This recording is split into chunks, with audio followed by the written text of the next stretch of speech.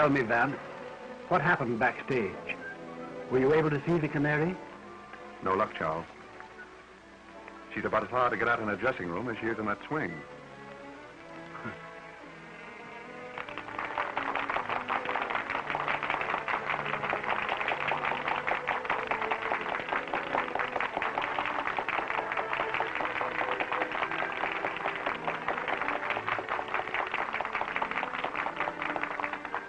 If you want an idea of what I ran into back there, let me point out a few of her admirers.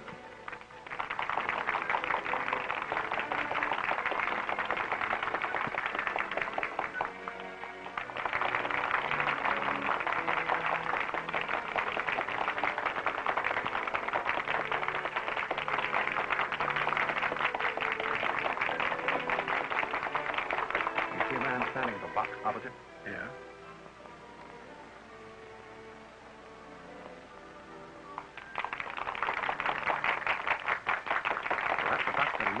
Oh.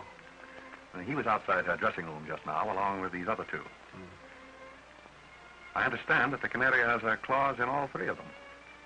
Are they rich? Naturally. Well, then what does she want with my son? The allowance I give Jimmy is hardly tempting. Ah, my dear Charles, our little feathered friend in the swing there has social ambition. She wants to be Mrs. Jimmy Spotswood. Impossible. I'd do anything in my power to prevent that, even if Jimmy still cared for her. And I still believe that she'll listen to dollars and cents.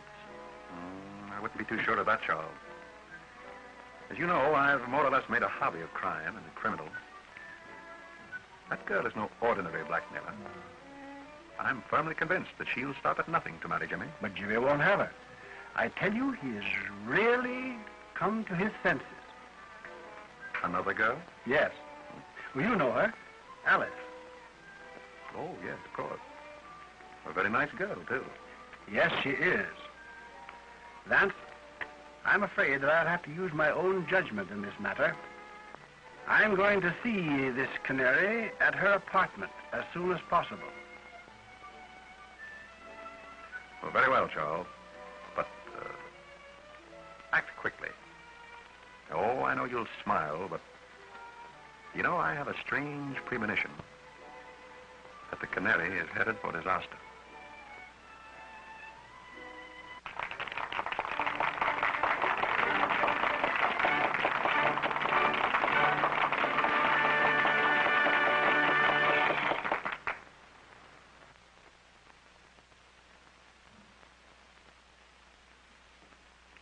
Evening, Mr. Spotswood. Hello there. Shall I announce you to Miss Odell? No, don't bother. That's perfectly all right. Yes, very well.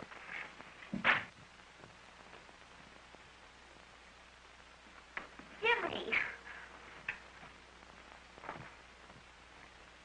Alice. Jimmy, you were going to see the canary again. No, I wasn't, dear. In fact, I just started to put this note under her door to tell her so. Oh, Jimmy, I'm afraid of her. Oh, she's clever and cruel and unscrupulous. She'll hurt us again. I know she will. No, dear. She can't hurt us now.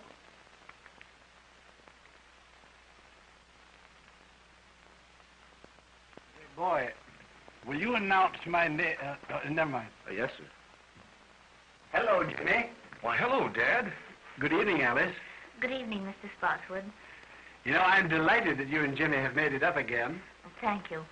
You know, I'm going to try to show you that all showgirls aren't like, well... Like the canary, eh? Yes. Yes, I want to talk to her. Do you suppose she's home yet? I suppose so. No, Dad, you're a regular guy for helping me on this thing. You know, if the canary ever came between Alice and me again, I don't know what I'd do. I don't know what I'd do. It's all right, Jimmy. I'll do everything I can. Shall I go along with you? No, I can handle this better alone. I'll send in my name now.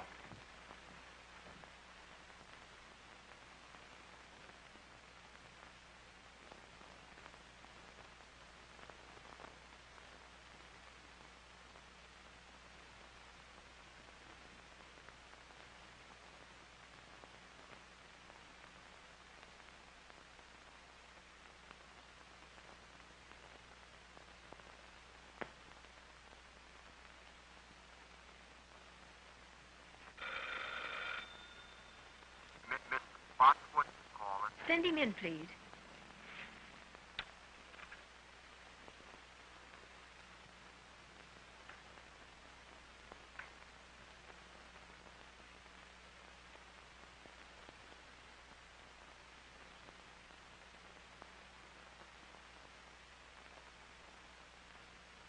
Good evening, Miss Odell. Good evening.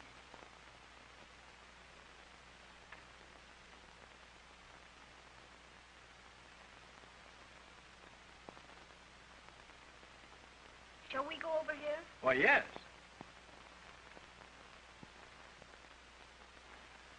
Will you sit down? Thank you. Well, I don't think we need waste any time, Miss Odell.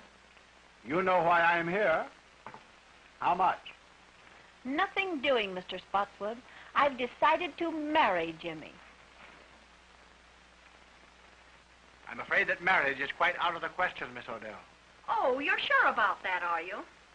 I'm positive. Well, how would you like me to tell the world about Jimmy's embezzling from your bank? What? You heard me. You know, Jimmy has a weakness for writing letters, and I have a weakness for using them. If Jimmy did write you a letter, you'll tear it up. Now, before I leave here.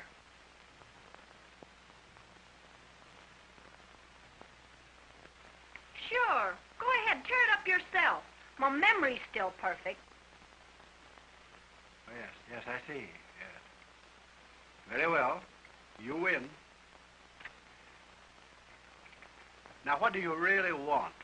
I've told you what I want. I want to be Mrs. James Spotswood, and that's that. Oh, haven't you any heart?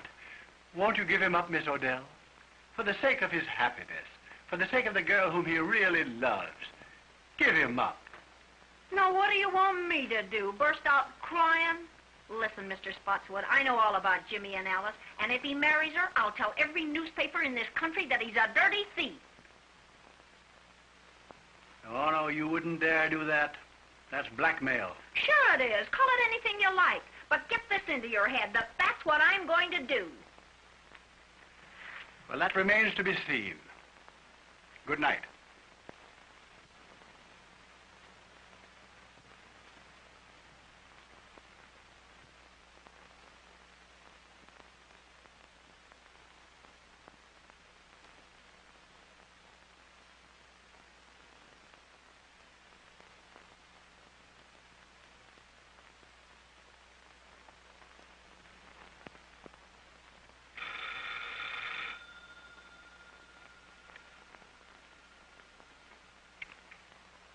Mr. Cleaver, please.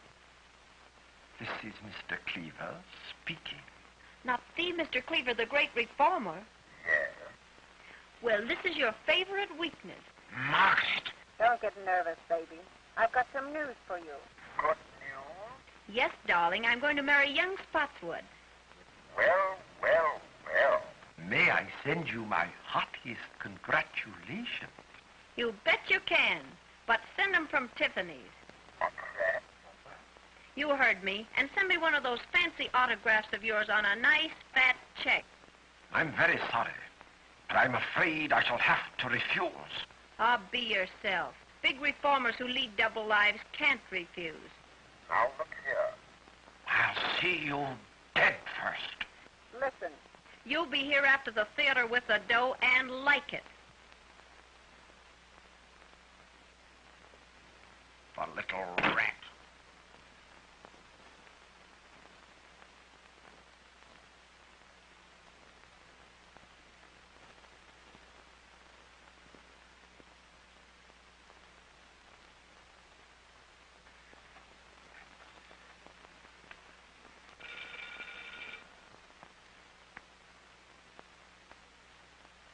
May I speak to Mr. Louis Mannix, please? Quiet. My wife. Don't get excited. I just thought you'd like to know I've sold the body down the river. I'm going to marry young Spotswood. Splendid. yes, darling. And I've decided that you're the best man. Best man? Yeah, the best man I know of to kick in with a nice, handsome present in cash. Oh, see here, you know I can't afford. What do you mean is, you can't afford to let the ball and chain know what a big-hearted Santa Claus you've been. Now, look here, I've told you what I'd do to you if you ever got to the wife. Forget that bunk. And be on my front porch after the show with that Jack, or I'll get to your wife all right.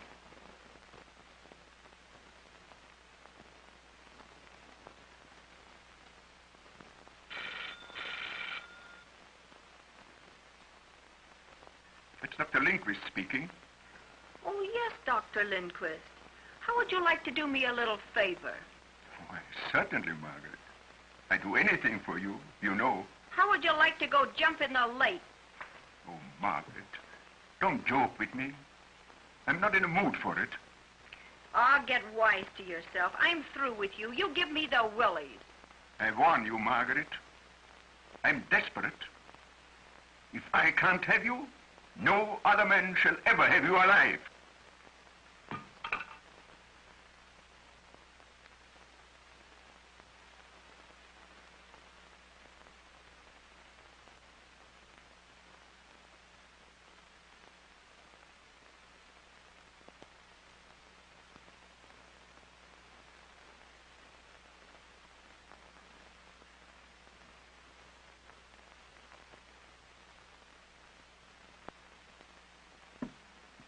Tony, In person, baby. How's my little squaw? I thought you were still in jail. Well, I got tired of the big house, Mrs. Skeel, so I dropped in to see my little wife. I'm not your wife. How come? I divorced you 6 months ago. Yeah? Listen, baby. A little thing like a divorce don't mean anything to me. I heard you taking those suckers down over the phone. And I'm in and in on the works. 50-50. You big crook. You're not in on this one. Don't, you big heel. Say, I ought to bump you off. You're doing your swing for it. Yeah? Well, maybe it'd be worth it. Now get this. I'm in on this racket. I'll be back for my cut.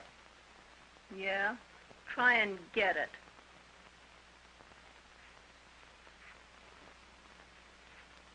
Say, baby, don't bother changing the box on this door. The lock I can't pick is still in Yale.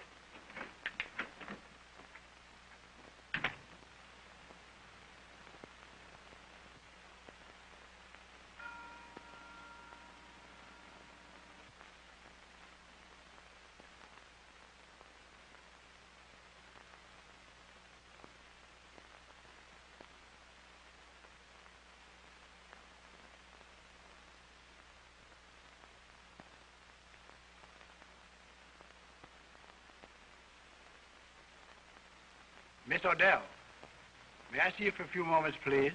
It won't get you anything, but come ahead. Thank you.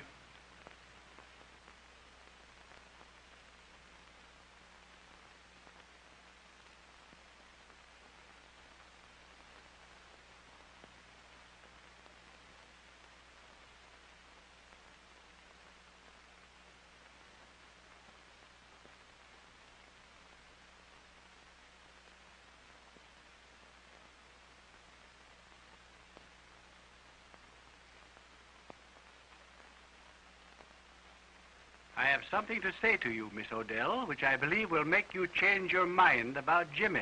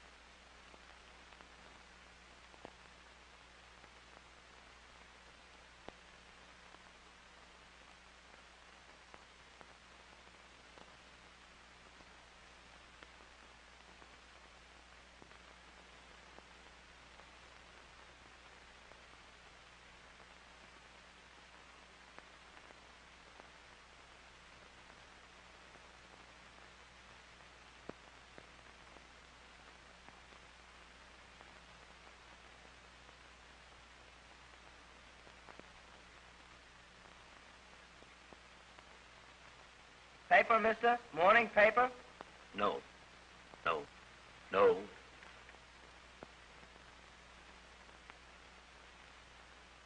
Thanks, mister.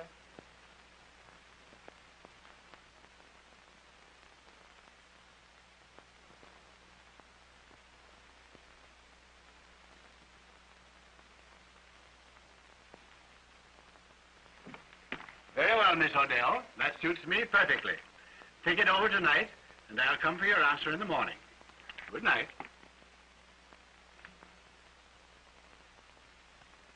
Boy, would you call me a taxi, please? Yes, sir.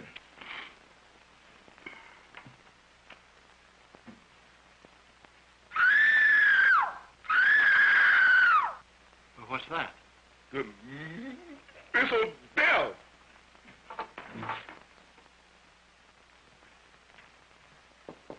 Miss Odell, what's wrong?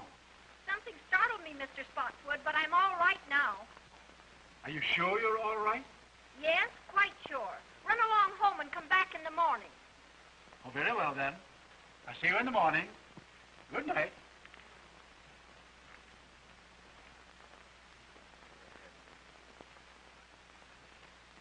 Stuyvesant Club. Yes, sir.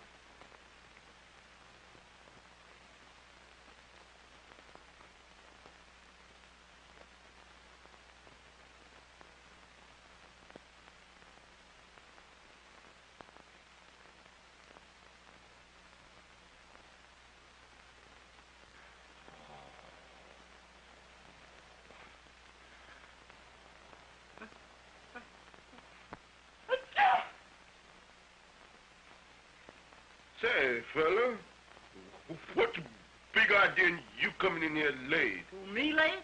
Yes, you late. I've been here for an hour. I don't want that stuff. Well, I've been here. I beg your pardon. Mr. Spotswood, calling on Miss Odell by appointment.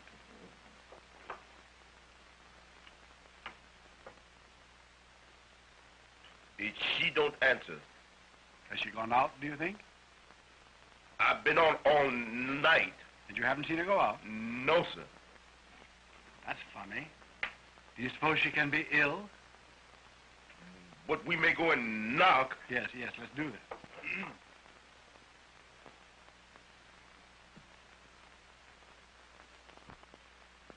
that. Miss Odell. Miss Odell, are you ill? No. What's the matter? Something has happened. Go get your pass key. Yes.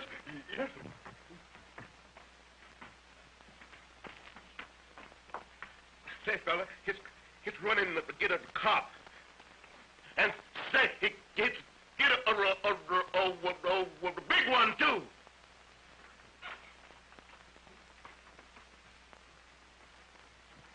You better let me have that.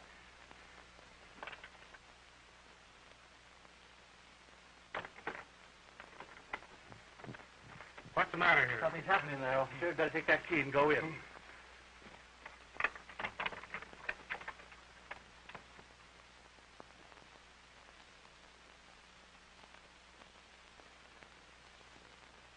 He's dead.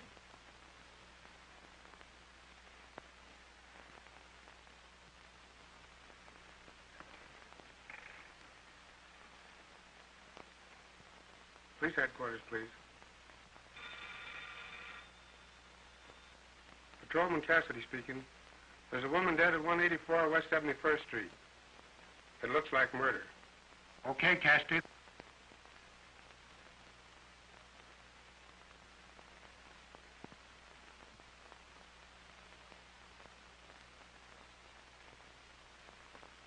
She's been dead since midnight, Sergeant. Strangled to death. That long, eh? Sergeant, the district attorney just pulled up and he's coming right in. That's great. He's got that Mr. Philo Vance with him. Well, that'll be just dandy. Sherlock Holmes on the job again, huh? Heads up, boy. Good morning, Sergeant. Good morning, Mr. Markham. Well, hello, Mr. Vance. How are you, Sergeant? Fine. Haven't seen you since the Green murder case. Quite right. Oh, good morning, Mr. Spotswood. Good morning, Mr. Markham. Well, Sergeant, what does it look like? Well, Chief. It's just another clear case of robbery. That's all I can make out of it. Nasty business, Charles, huh? Oh, terrible. As you know, I was here last night to make my final appeal to her for Jimmy. And when I came back this morning for her answer, this had happened. Yes. They'll probably want to keep you here for a few moments, Charles. Yes, I suppose they will. And by the way, I explained to the district attorney on the way down about Jimmy and the girl here. Oh, that's good. I'm glad you did that, Philo. You know, if I can tell you anything that will help... Well, perhaps later, Charles. Meanwhile, I'll have a bit of a look about. I don't think there's anything worth you looking at, Mr. Vance. It's a clear case. Robbery. She put up a battle, and they wrecked the joint. I see. As simple as that, eh? That's it. Well, just the same, Sergeant, if you don't mind, I think I'll have just one little look.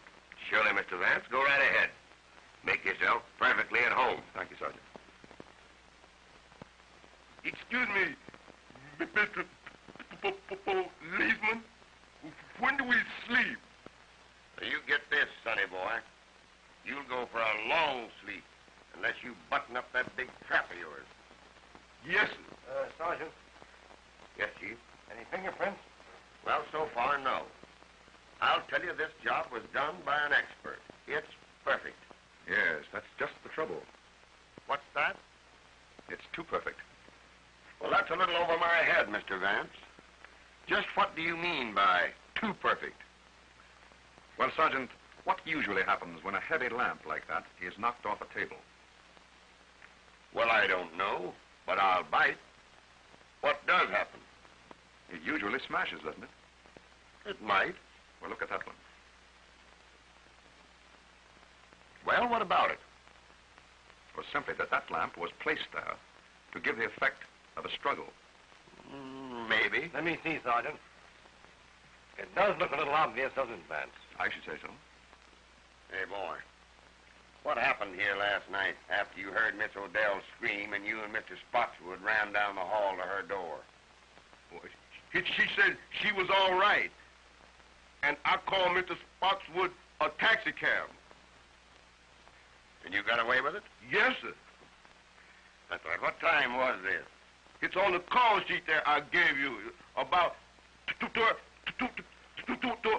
Never mind. I can read it. 12:10. Mr. Spotswood, where did you go last evening after you left here? I went directly to the Stuyvesant Club. That's right, Sergeant. I met Mr. Spotswood at the club shortly after 12. We played poker until almost daylight, I believe, wasn't it? It must have been. I know it was long after 4. Oh, yeah. You mentioned that coming down here, Vance. Right. That'll be all for the present, Mr. Spotswood. Thank you, Markham. But if you do want me later on, Mr. Vance has my number. Quite right. Goodbye. Goodbye. Goodbye, Goodbye, Philo. Charles. I'll phone you at the... Go right ahead, boys. Joe.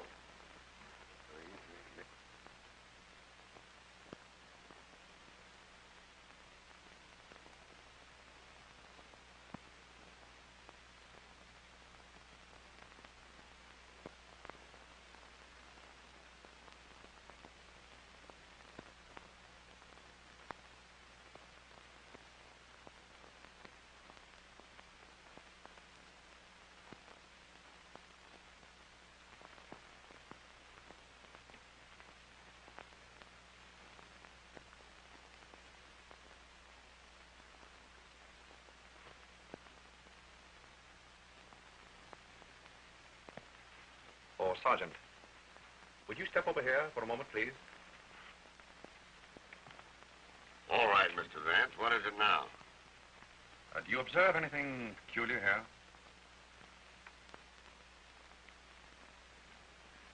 Why, surely. The key is on the inside. Excellent, Sergeant. Don't you think we might go over that knob for fingerprints? Well, now, Oh, I get you, Mr. Vance. The murderer locked himself in this closet. When Spotswood left, he came out and croaked the canary. No, I hardly think so, Sergeant. If you will observe, this is the one place in the entire apartment that hasn't been disturbed. Now, what does that signify? That and the fact of the key being found on the inside. Just as I told you. The murderer was in this closet and came out when Spotswood left. I don't think you quite get my point, Sergeant. If the murderer had been in here, he would have upset this closet as he did the rest of the apartment, wouldn't he? Well, yes, I guess he would. Precisely. Gentlemen, it was someone else who was in that closet while the apartment was being ransacked. And that someone witnessed the murder. Through the keyhole. Splendid, Sergeant. And if you'll find who was in that closet, I think you'll learn from him or her who it was that killed the canary. Sergeant, get the fingerprints, will you? Oh, Joe.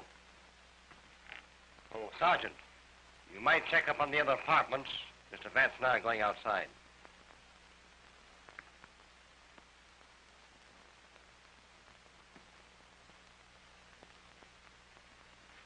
You, come here.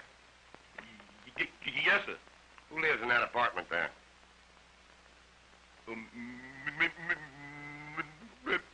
Miss Alice LaForce. Isn't she the dame that had the battle with the canary the other night over young Spotswood? All right, all right.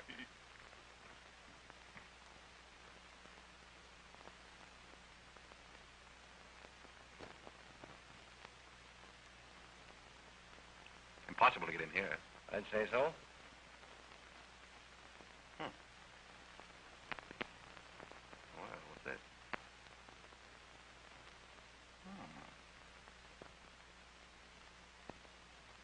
That's odd. May prove very interesting. What do you think? I see, Miss LaForce. I see. But you and the canary had a fight over young Spotswood, didn't you? Why, yes. We did have a fight. You see, she took Jimmy away from me and got him into trouble. But that's all over now. Jimmy and I made it up just day before yesterday. You didn't see young Spotswood last night, did you? Why, yes. He brought me home from the theater. Uh-huh. So he was hanging around here last night, was he? Yes, but he was with me until after 1 o'clock. Now, wait a minute, lady. Wait a minute. You save your alibis till we get you down to headquarters. Go slip on your things. Why, look, you don't think that... Put 'em on. Oh, Mr. Vance, I'm frightened. Well, now, don't you be worried, Alice. Just you do as the sergeant says. All right.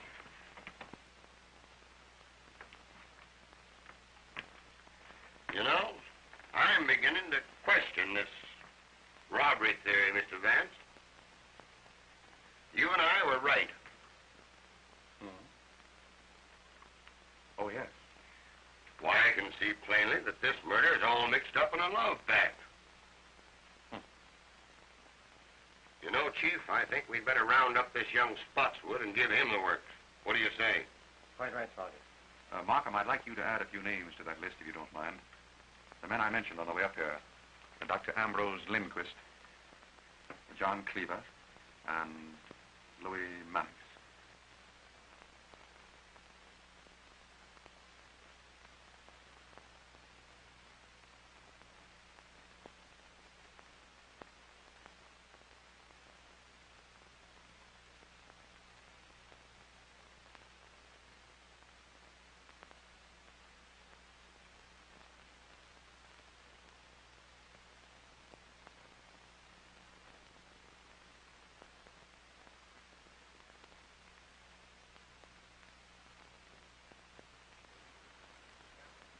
Well, young man, what do you know about what happened at the Canary's apartment last night? Nothing. But look here, sir. That has nothing to do with Alice. I mean, Miss LaForce. The papers say the Canary was murdered before midnight. And I tell you, we were together the whole time. It isn't fair to hold her. You haven't the right. Now, Jimmy, don't get worked up. Everything's going to be all right. Why not interview the others first, Markham? Very well. Gordon, take Mr. Spotswood out in the other room and hold him there. I'll talk to you a little later, young man.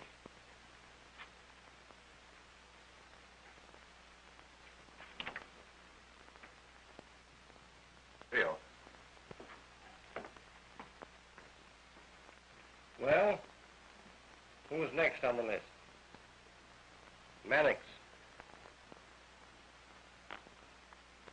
I'd like to make a bit of an experiment, Martin. Have you a pad and penciled up? Yes.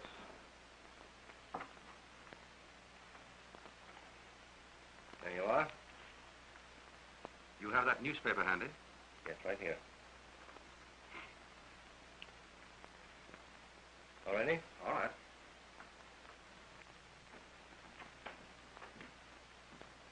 Good morning, Mr. Vance. Good morning. Mr. Markham. Good morning. Will you please take a seat? Thank you.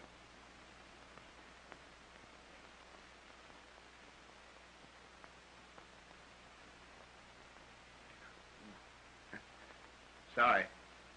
Mr. Mannix, there are a few questions I'd like to ask you. Questions? What about? I don't know anything about this. It was a great shock to me. What was a great shock to you? Right. I thought perhaps you were going to ask me about the canary. Exactly. You read my thoughts, Mr. Mannix.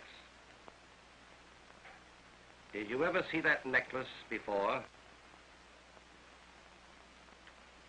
Why, yes.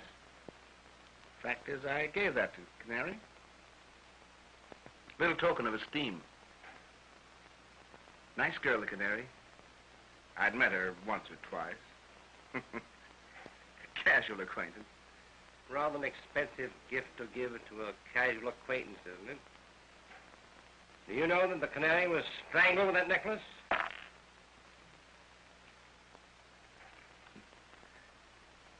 Most remarkable. Unfortunate, I should say. Where were you last night between 11 and 1 o'clock? Between 11 and 1? Yes. Let me see. Well, I was home. I went to bed about 10 o'clock. Tired out. You understand. Pardon me, Mr. Mannix.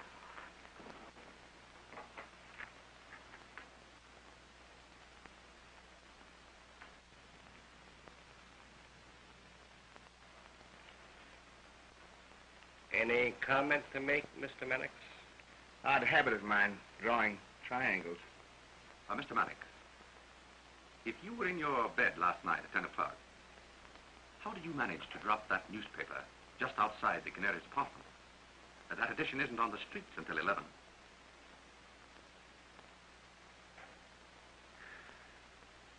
Well, you've caught me.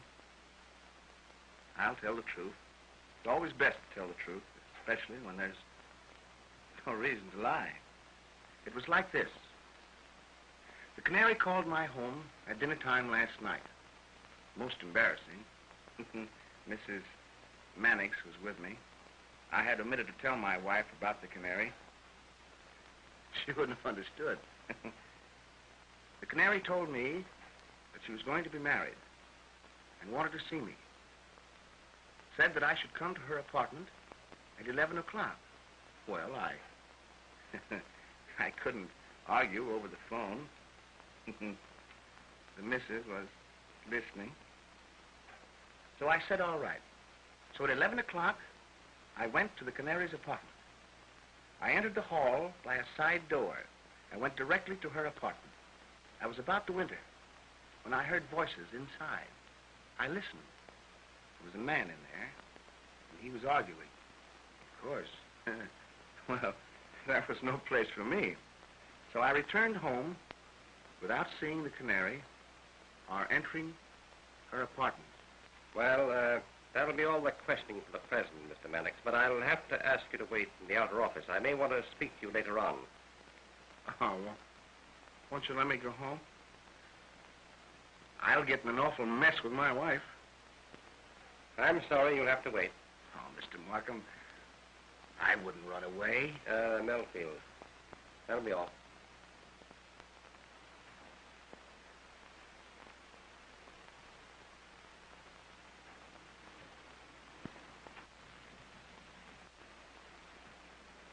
Mr. Markham, you've got to help me square this with my wife.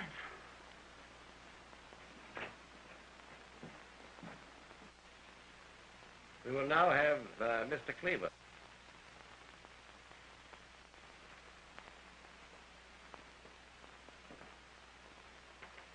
Good morning, Mr. Cleaver.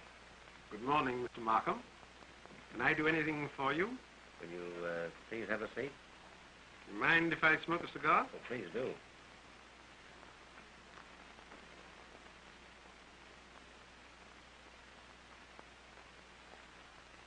Mr. Cleaver, do you mind if I ask you some questions?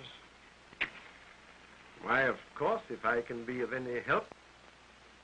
Where were you last night between 11 and 1 o'clock? Motoring up the Hudson in the moonlight, alone. So I don't see what that has to do with the district attorney's office. Well, only this, Mr. Cleaver. If you were indulging in the nocturnal beauties of nature along the Hudson last evening, how does it happen that this cigar band, bearing your initials, was found just outside the Canary's window at an early hour this morning?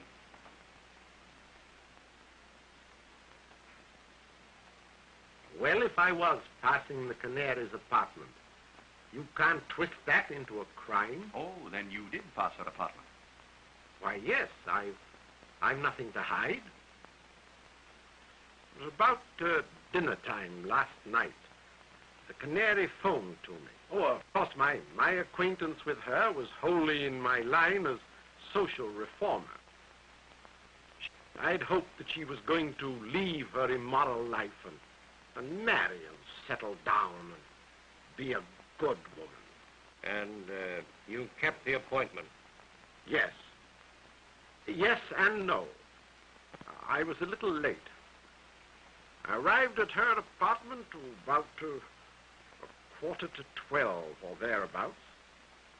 I waited for a minute outside her window to light a cigar. Then I glanced down to the side entrance to the building. And who should I chance to see but Dr. Lindquist? He was behaving in a very peculiar manner.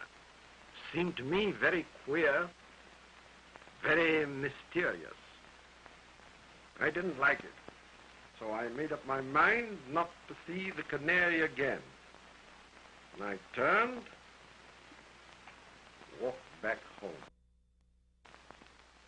I'm a busy man, and I hope you'll excuse me. I'm very sorry, Mr. Cleaver, but I'll have to ask you to wait in the outer office. I might want to question you again. You mark my words, Markham. You'll be sorry for this. Well, I'll take my chances, Mr. Cleaver.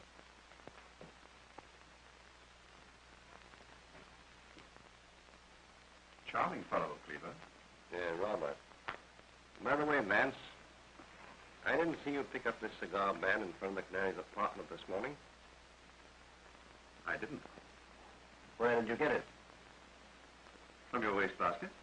Wastebasket? Cleaver dropped it there when he entered. I took a chance on his not remembering that. It seemed to work. Well, I'll be... Very good. Dr. Lindquist. Come on, Doctor. Take your hand. We caught Dr. Lindquist just as he was leaving town. That's right. It was on the way to a patient. Would you please sit down, Doctor? I'd like to ask you a few questions.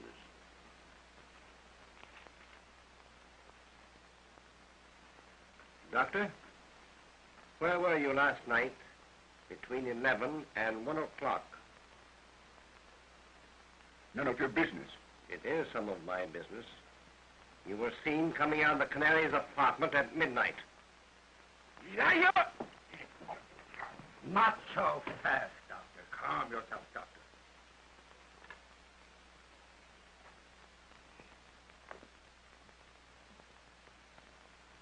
I'm sorry.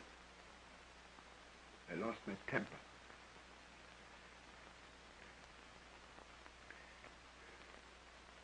I'm under a terrible strain. I love the canary dearly. And I'm terribly upset. Do you know that the canary was strangled with that necklace?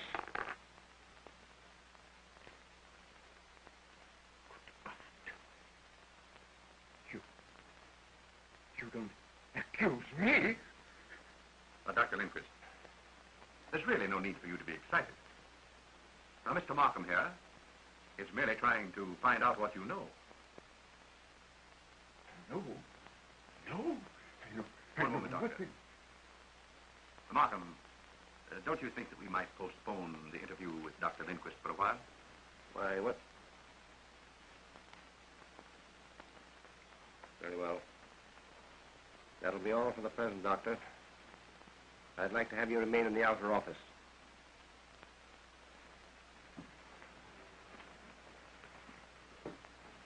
Come on, Doctor.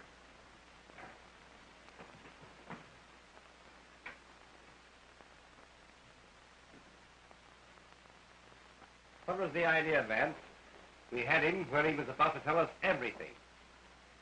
Well, on the contrary, Markham, in his present extremely excited condition, I very much doubt if he would have told us anything. I do think, however, that if we give him a chance to cool off a bit, he's very likely to tell us the truth. Well, perhaps you're right. Good morning, Sergeant. How are you, Sergeant? Good morning, Chief. Hello, Mr. Vance. Take a slant at those. There's the canary's jewels. They were found in an ash can about a block from her apartment this morning. I guess that kind of disproves the robbery theory. We were right, Mr. Vance. I say we were right. Oh, yes. Yes, apparently we were, Sergeant. Now it's up to us to find another motive. Yes, quite right, Sergeant. You know, Markham, I've been thinking this over all morning. And I believe that I can come pretty close to the psychology of the man who committed this murder. I believe that I can pick him out from that list of suspects, if he's among them. However, it will require a bit of an experiment. What is in your mind? Well, I'd like to use that conference room of yours there for a friendly little game of poker with your suspects. Well, now, that's a cute idea. Well, just what is your idea, Vance? Well, just this, Markham. A man's true nature always comes out in a game of poker. Now, I know the type and the temperament of the man who murdered the canary. And in a game of poker, I believe that I can come pretty close to putting my finger on him. That's a new way of catching crooks. Take it easy, Sergeant, will you, please? Well, go ahead, Vance. The experiment can do no harm. Quite right. Now, I'd like to have the sergeant's help. Well, I'd be very glad to help you, Mr. Vance. As long as you don't try to hang the murder on me. Sergeant, will you take Mr. Vance's orders, please? Okay, Chief.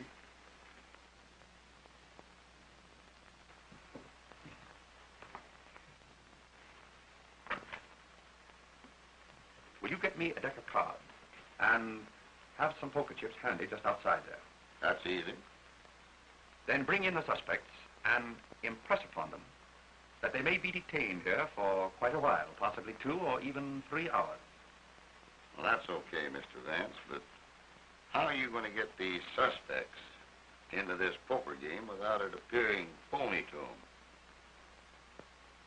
Well, Sergeant, I rather think that the power of suggestion will take care of that. Oh, power of suggestion. Exactly. Now, Sergeant, look in from time to time. And when I pull my handkerchief from my pocket, so, break up the game by telling them that they're all free to go home. Understand? I get you. But when you release them, I'll have my boys tail them. Very good, Sergeant. And Mr. Vance, here's to the power of suggestion.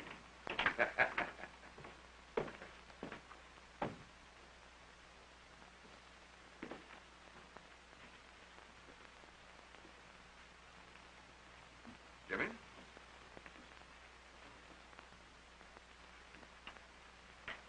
gentlemen, you're liable to be here for 2 or 3 hours. Perhaps longer. That's outrageous. Just make yourselves at home. Well, you know, this is going to get me in an awful mess with my wife. That is of no interest to me, sir. I'm sorry. What's the idea, Mr. Vance? Well, what are they going to do with Alice? Now, Jimmy, don't you worry. Nothing's going to happen to Alice. Say, Mr. Vance, you know, this is going to get me in an awful mess with my wife. My wife's a wonderful woman and all that, but sometimes she just doesn't understand me. The last time I was a little indiscreet, it cost me a fur coat. I hate to think what this is going to cost. But don't you think if you put... Oh, I beg your pardon, I'm sorry. Mr. Vance, you haven't got an extra pack of cards, have you? I'm sorry, Mr. Mannix, but you're welcome to these. Oh, no, thanks, just the same. I wish we could play a little cards. Say, that's a good idea. How about poker? I'm agreeable. What about the others? Dr. Lindquist? Anything to pass the time. Mr. Cleaver? Well, as a rule, it's against my principles. But I suppose on an occasion like this one can relax. Just draw up chairs, gentlemen. Thank you. Sergeant, how about some poker chips? Surely.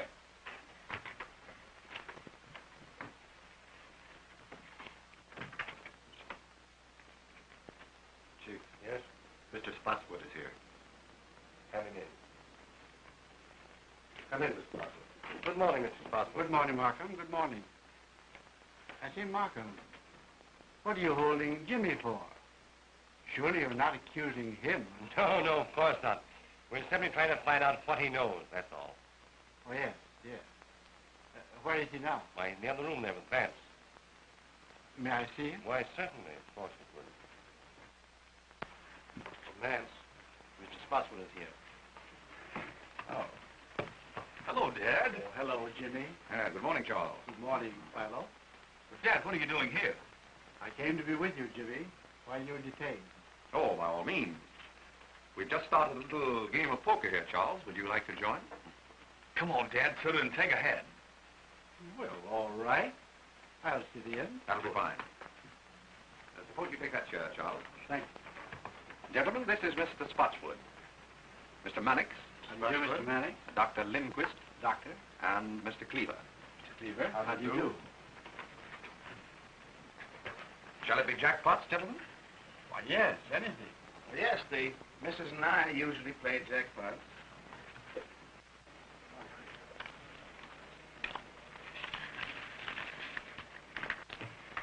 Cards? 3, Mr. Vance, please. Thank you. Cleaver? 2, please. So it's between you and me, Mr. Cleaver? Yes.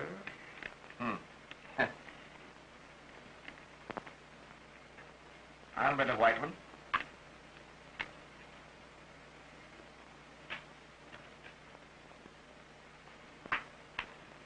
Oh, so you're calling me? Yes.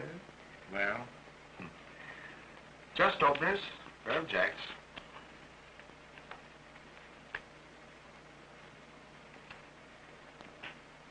Three aces. Oh. So you called a one-chip bet with 3 aces.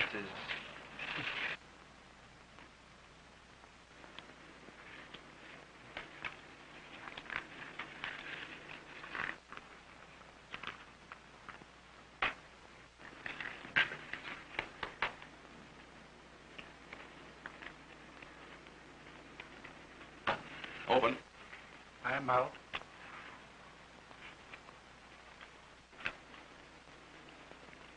Dealer passes. How many, Mr. Vance? 2 cards, please. Mr. Manning? I think I'll play these.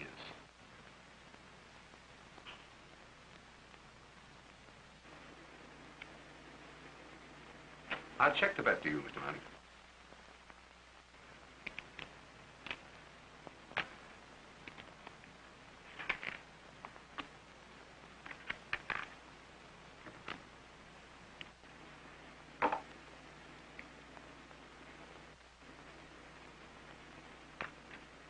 Calling. 9, 8, 7, 6, 5. And they're all spades. You bet on a sure thing, Mr. Manning, huh?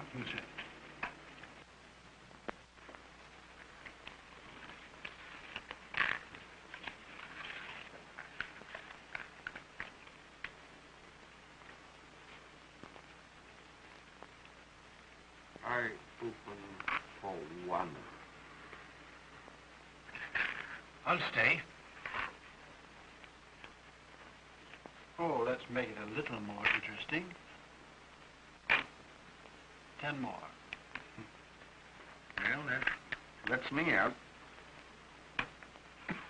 I'm out. And me. I'll stay with you, Charles. Cards, gentlemen. 3 for me. 1, 2, 3. Mr. Spotswood? I have plenty.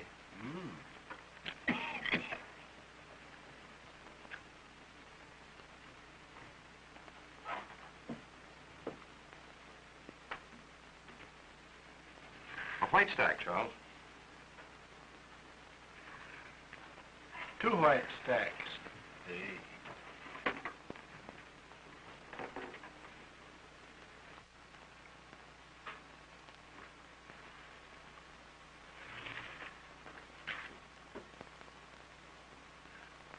Up 2 chips, Charles. Oh, you want me to do the betting, eh? All right.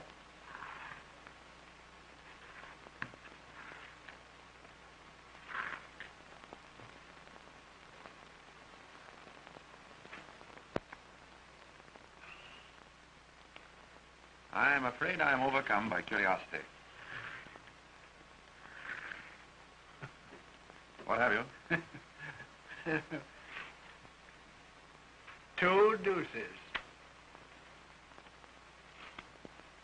They're good. They're what? Well, why the philanthropy, fellow? Well, I had ace 5.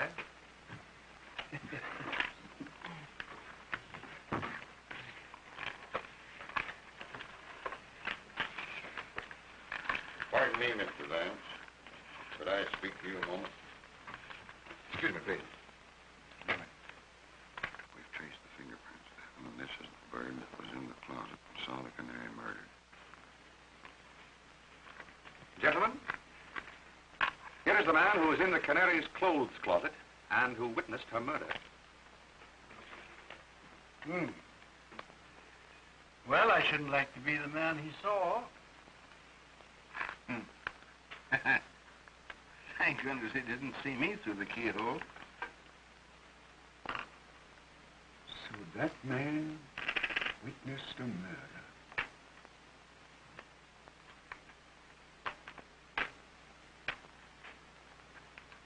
Singularly unattractive countenance. Well, if he knows, why doesn't he tell who did it?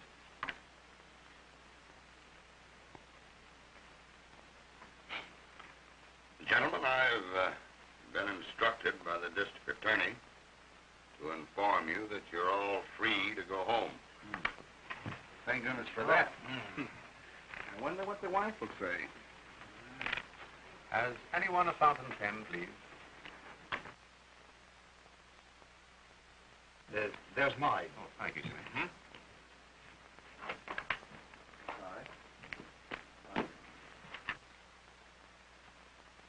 Now, what I didn't tell you about this bird, Mr. Vance, in front of the others, is that he phoned in and said that he'd be in the district attorney's office tomorrow and spill the whole works. He says that he saw the guy that croaked the canary. And he'll come in and tell us who it was. Now, we haven't been able to locate him yet, so I guess we'll just have to wait.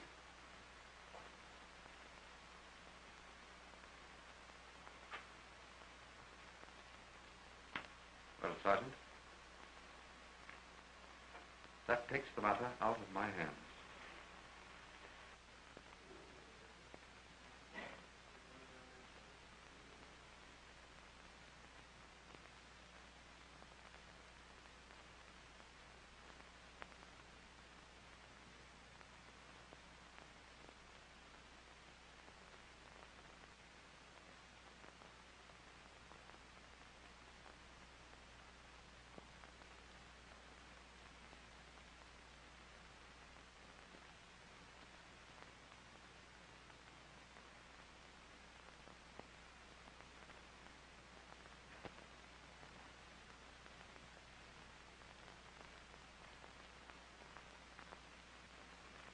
Markham, there can be no doubt of it. The same person who strangled the canary strangled Skeel. This new murder was done to cover up the first. Skeel was obviously blackmailing the canary's murderer. He threatened to inform the police of what he had seen through the keyhole of the closet. And when the murderer learned yesterday at the poker game that the police knew who had been in the closet, he put Skeel out of the way at the earliest possible moment. I believe you're right, Vance. Oh,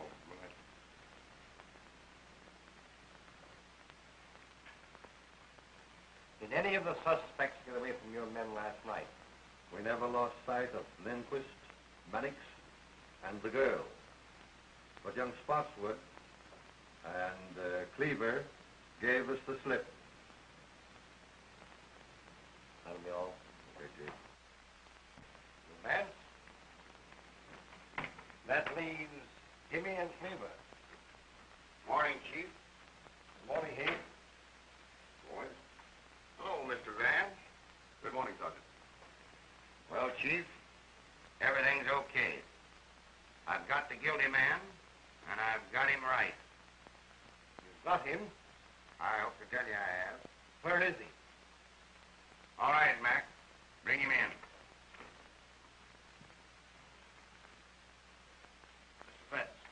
Jimmy, this fool arrested me this morning at breakfast for the murder. Why, it's just like shooting fish in a tub, Chief. I've got all the dope, and I've got it down pat. Motive and everything. Now, this Dame Alice croaked the canary, jealous because she'd stolen her fellow. The kid here bumped Skeel off to shut his mouth and to protect the dame. A lie. That isn't all, Chief. I've got the evidence. And it's not psychology, Mr. Vance. Mr. Vance, he lies. He hasn't any evidence. He couldn't have. Just a minute, Jimmy. Sergeant, what is your theory? Well, I don't go on theory. I use cold facts, Mr. Vance. Now, you wait a minute. Did you ever see that pen? Yes. It's mine. You bet your life it's yours. Take a look at that pen, Mr. Vance.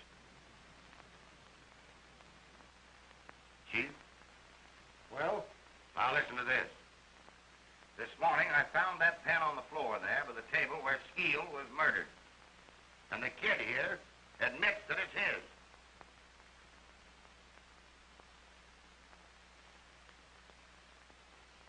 Well, young man, what have you to say?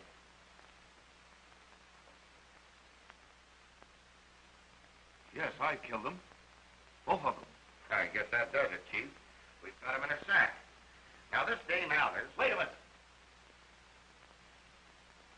You've got what you wanted. Now, take me out. Take him away, Mac.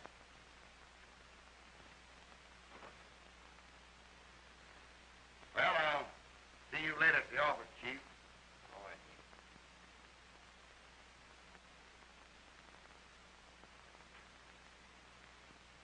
Sorry, Mr. Vance.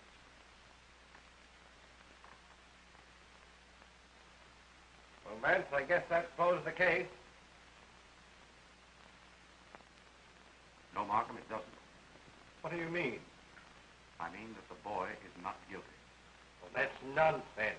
Not nonsense, Markham. Because I know who is guilty. Come now, Vance. I tell you, Markham, I know. And inside of 1 hour, you'll know, too. I'm going to telephone at once to the real murderer and have him come to the Canary's apartment. And I want you to be there.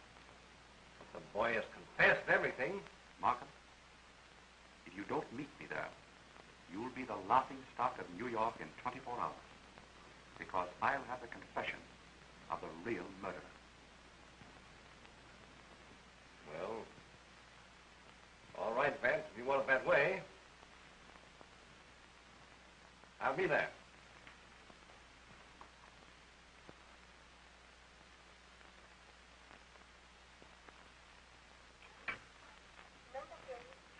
Bayview 2121.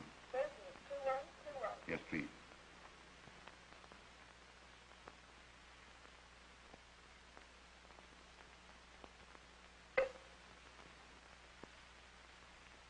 This is Philo Vance.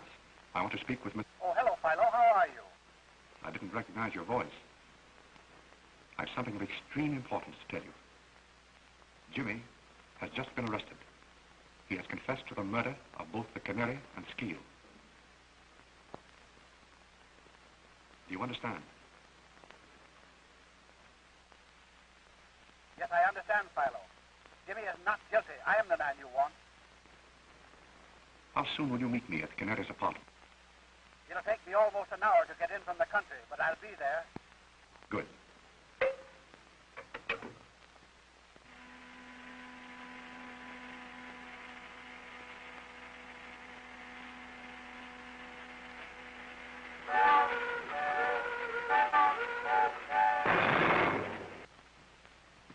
It's been over an hour now, Vance.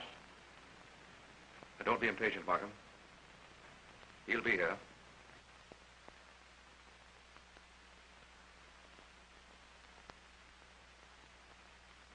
Who is it you're expecting?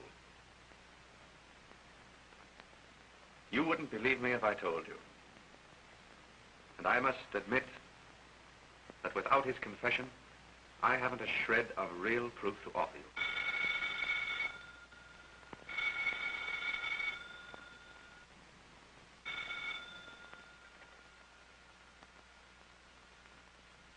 Hello? Yes? This is Mr. Vance speaking.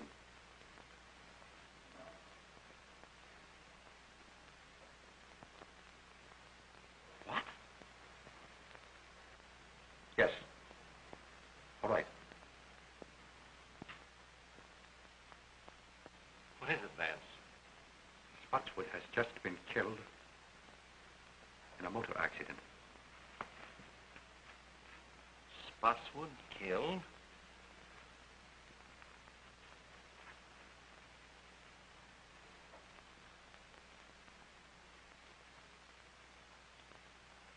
My sympathies, old man. I know what great friends you were. It's worse than you realize, Markham.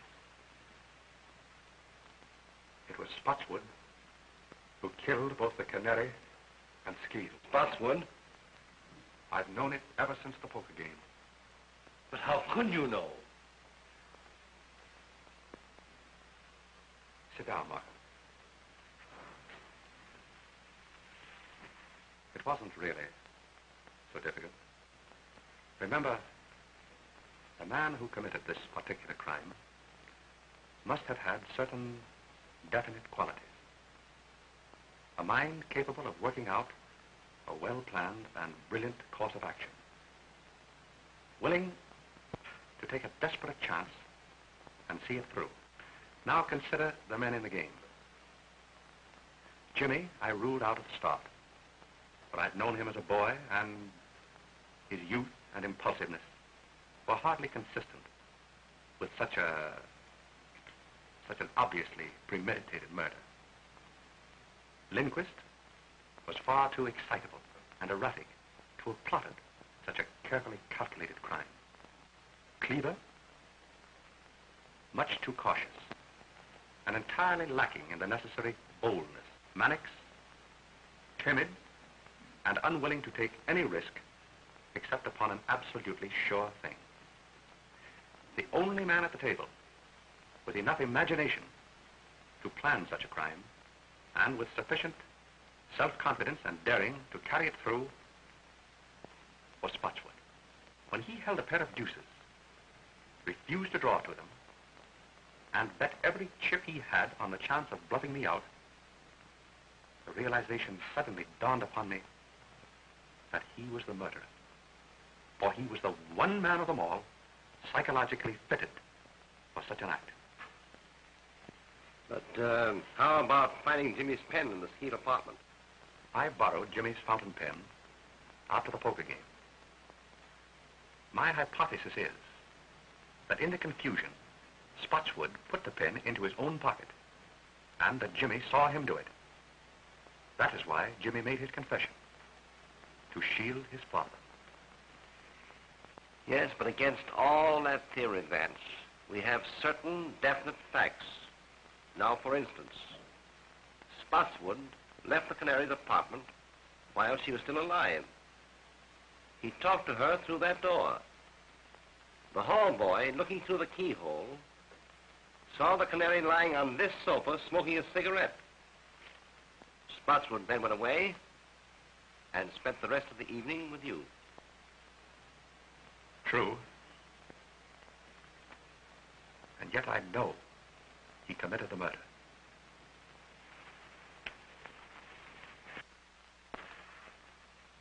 I've got to find out how he did it.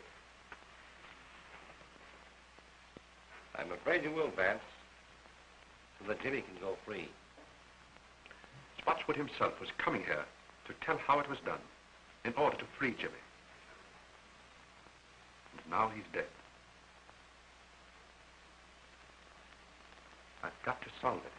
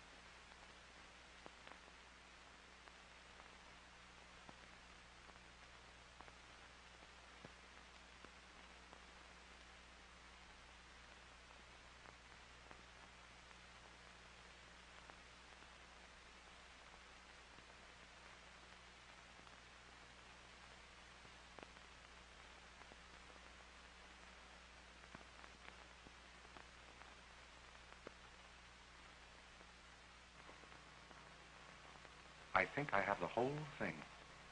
Now follow me closely. The canary was lying there. Spotswood, let us say, was standing here, making a final plea for his boy, which met with an absolute refusal. He walked around to the head of the sofa. Suddenly, he clapped his hand over her mouth, and with his other hand, caught her necklace. And before she had a chance to cry out, he strangled her. He then proceeded to set the stage to make it appear that the crime had been committed with robbery as a motive. He stripped her jewels from her and placed them in his pocket. Then,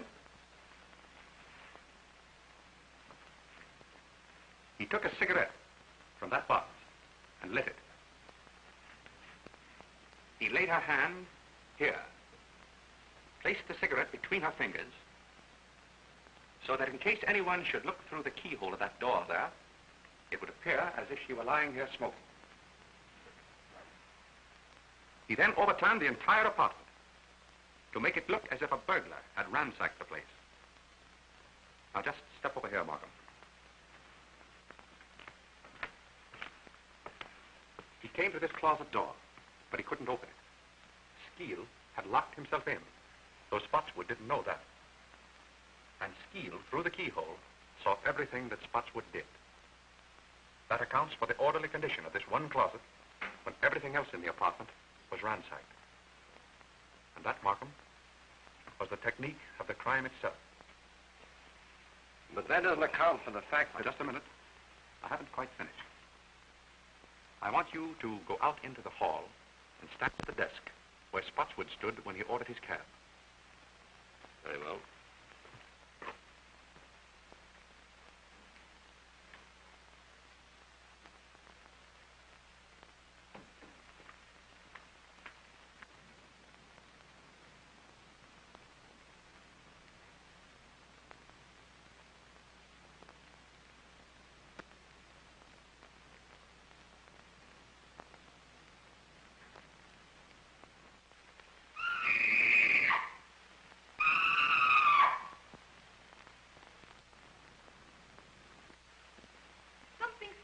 Me, Mrs. Spotswood.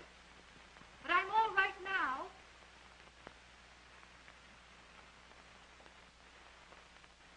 Yes, quite sure. Run along home and come back in the morning.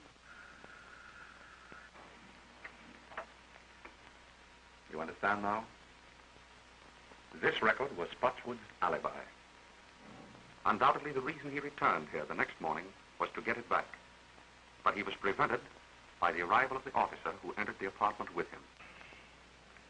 The canary was dead, and the scream issued from the apartment that night. She was dead when she apparently spoke to Spotswood through the door.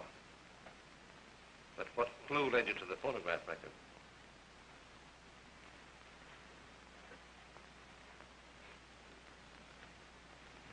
It was this magazine. That is hardly a magazine the canary would have read. So I concluded that someone else must have brought it here.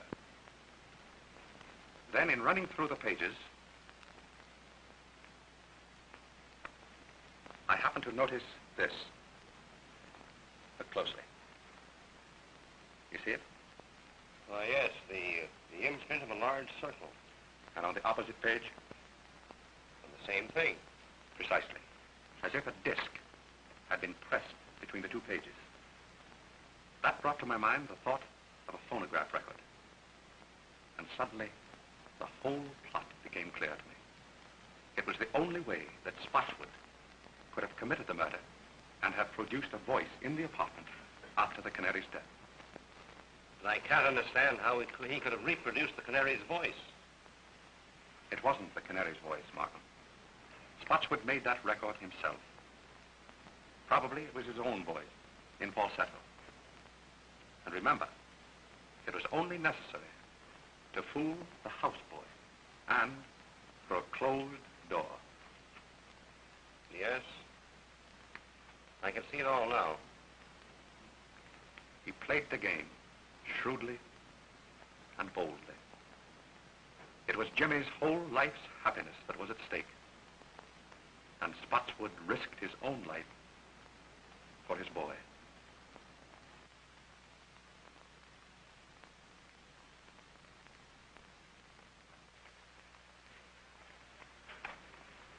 Goodbye, Mr. Vance. You'll never know how grateful we are. Goodbye, my dear. I wish you great happiness. Oh, thank you. Goodbye, Jimmy. Your happiness will come. Thank you, Mr. Vance. I can't say any more just now.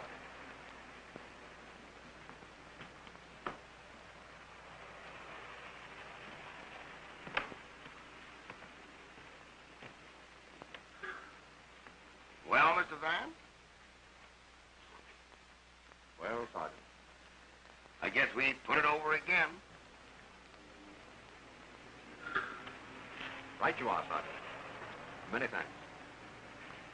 Well, I'll be seeing you later. Goodbye. Goodbye, Sergeant.